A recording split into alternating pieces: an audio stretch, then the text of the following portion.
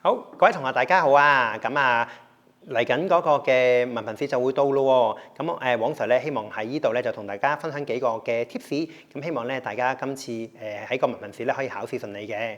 咁 past paper 就大家就做得多啦。咁但係大家會唔會去仔細去睇翻嗰個嘅評卷參考同埋嗰個嘅考試報告？咁掌握一啲嘅當中嘅關鍵咧？咁例如喺 MC 嘅裏面嚟講咧，咁其實咧每一年咧喺呢個嘅評卷參考嚟講咧，都會話翻俾大家聽咧，有邊一啲嘅題目係考生係比較多犯錯答錯嘅。例如2020年嘅 MC 嚟講啦，第28條得嗰19% 嘅同學係答得啱，咁自然，如果你係考生嘅話，咁梗係要花多啲時間去温習呢啲比較深同埋容易犯錯嘅題目啦。咁另外啦，呢一個嘅考試報告咧，其實咧都非常之有用嘅喎，因為咧呢個考試報告咧就會列明每一條嘅題目，咁整體嚟講嘅考生嘅表現，咁分別為良好啦、尚可啦、同埋欠佳呢幾個層次嘅。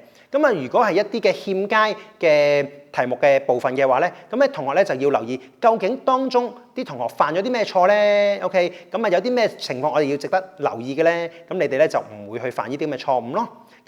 希望以上嘅少少嘅心得可以幫到大家好順利去考到一個好成績啦！祝大家考試順利！